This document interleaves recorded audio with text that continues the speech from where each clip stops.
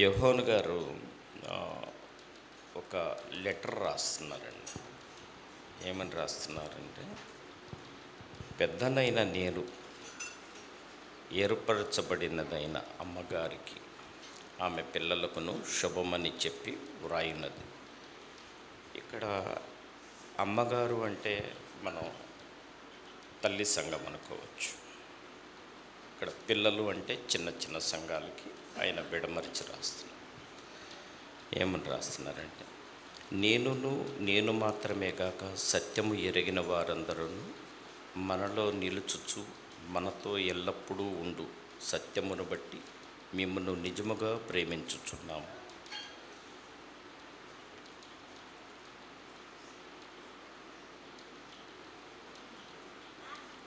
సత్య ప్రేమలు ఆయన యందుండగా తండ్రి అయిన దేవుని యొద్ద నుండి, తండ్రి యొక్క కుమారుడగు యేసుక్రీస్తు నొద్ద నుండి కృపయు కనికరమును సమాధానమును మనకు తోడగును.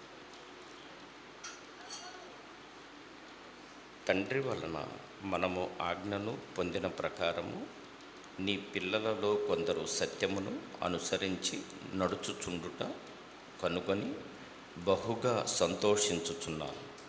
కాగా అమ్మ, క్రొత్త ఆజ్ఞ నీకు వ్రాసినట్టు కాదు గని మొదట నుండి మనకు కలిగిన ఆజ్ఞనే వ్రాయిచు మనము ఒకరినొకరము ప్రేమింపవలెనని నిన్ను వేడుకొనుచున్నాను. మనం ఆయన ఆజ్ఞల ప్రకారము నడుచుటయే ప్రేమ. మీరు మొదటి నుండి వినిన ప్రకారము ప్రేమలో నడుచుకొనవలెను అనున్నదే ఆజ్ఞ. యేసుక్రీస్తు శరీరధారి అయి వచ్చనని ఒప్పుకొనని వంచకులు అనేకులు లోకములో బయలుదేరి ఉన్నారు. అట్టివాడే వంచకుడును క్రీస్తు విరోధినై ఉన్నాడు. మేము మీ మధ్యను నెరవేర్చిన కార్యములను చెడగొట్టు కొనక మీరు పూర్ణ ఫలము పొందునట్లు జాగ్రత్తగా చూచుకొనుడి. క్రీస్తు బోధయందు నిలిచియుండక దానిని విడిచి ముందునకు సాగు ప్రతివాడు దేవుని అంగీకరింపనివాడు. ఆ బోధయందు నిలిచియుండివాడు తండ్రిని కుమారుని అంగీకరించువాడు. ఎవడైనను ఈ బోధను తేక మీ యొద్దకు వచ్చిన ఎడల వానిని మీ ఇంట చేర్చుకొనవద్దు. శుభమని వానితో చెప్పను వద్దు. శుభమని వానితో చెప్పువాడు వాని దుష్టక్రియలలో పాలివాడగును. అనేక సంగతులు మీకు వ్రాయవలసి ఉండియు సిరాతోనూ కాగితముతోనూ వ్రాయు మనస్సు లేక మీ సంతోషము పరిపూర్ణమవునట్లు మిమ్మును కలుసుకొని ముఖాముఖిగా మాటలాడ నిరీక్షించుతున్నాను. ఏర్పరచబడిన నీ సహోదరి పిల్లలను నీకు వందనములు చెబుతున్నాను. ఇక్కడ మనకి 1 నుంచి 3 వచనాల వరకు ప్రేమ గురించి వివరిస్తున్నారు. కుటుంబ ప్రేమలు, కుటుంబంలో మనం ఏ విధంగా నడుచుకోవాలి, మనం మన పిల్లల్నే కానీ మన భార్య భర్తల సంబంధాల గురించి, ఆయన మనల్ని ఎంత ప్రేమించి ఉన్నాడు, ప్రేమించబట్టే కదా మనల్ని రక్షించబడి ఉన్నాం. మనం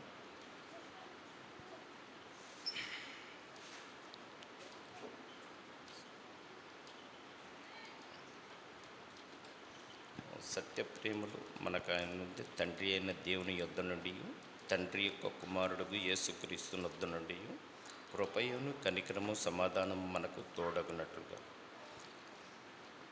మనము సత్యాన్ని అనుసరించి జీవిస్తే ఆయన మనకి సత్య ప్రకారంగానే మనకి తోడుగా ఉంటాడు. తండ్రి వలన మనము ఆజ్ఞను పొందిన ప్రకారము నీ పిల్లలలో కొందరు సత్యమును అనుసరించి నడుచుండుట కనుగొని బహుగా సంతోషించుతున్నాను.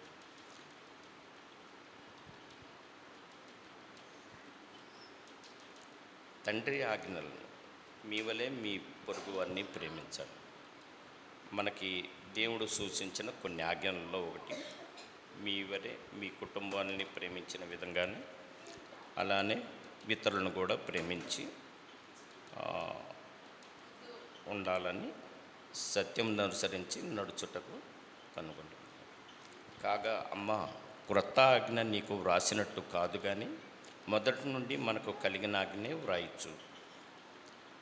ఇప్పుడు మనకి దేవుడు సూచించిన ప్రకారము ఈ బైబిల్ గ్రంథం నుంచి మనము నేర్చుకోవాల్సినవి చాలా ఉన్నాయి.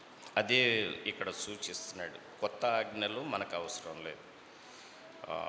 దేవుడు మనకి ఏవైతే సూచించాడో ఆ ఆజ్ఞల ప్రకారం మనం నడుచుకుంటే సరిపోతుంది.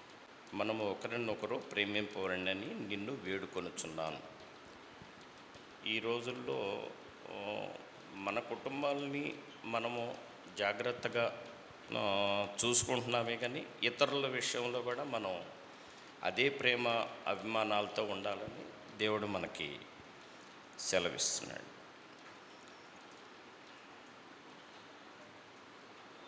మనం ఆయన ఆజ్ఞల ప్రకారం నడుచుటయే ప్రేమ. మీరు మొదటి నుండి వినిన ప్రకారము ప్రేమలో నడుచుకొనవలెను అనున్నదియే ఆ ఆజ్ఞ. యేసుక్రీస్తు శరీరధారి అయి వచ్చనని ఒప్పుకొనని వంచకులు అనేకులు లోకములో బయలుదేరి ఉన్నారు. ఇప్పుడు మనకు కూడా తారాసపడతా ఉంటారు అక్కడక్కడ. ఏది అబద్ధికులు, యేసు గురించి తప్పుగా మాట్లాడేవారు. ఇప్పుడు మన ఇంటికి కూడా అప్పుడప్పుడు వస్తూ ఉంటారు. వారి విషయంలో జాగ్రత్తగా ఉంటుంది. వారికి ఆతిథ్యం ఇచ్చి మనం పంపించేసేయాలి. వాళ్ళ మాటలు మనం పట్టించుకోవాల్సిన అవసరం లేదు. అట్టివాడే వంచకుడు, అనేకులు బయలుదేరి ఉన్నారు. అట్టివాడే వంచకుడును క్రీస్తు విరోధినై ఉన్నాడు. మేము మీ మధ్యన నెరవేర్చిన కార్యములు చెడగొట్టుకొనక మీరు పూర్ణ ఫలం పొందునట్లు జాగ్రత్తగా చూచుకొనండి. క్రీస్తు బోధ యందు నిలిచి ఉండక దానిని విడిచి ముందునకు సాగు ప్రతివాడును దేవుని అంగీకరింపనివాడు. ఆయన మనకి ఏవైతే క్రీస్తు బోధల యందు నిలిచి ఉండగలరు.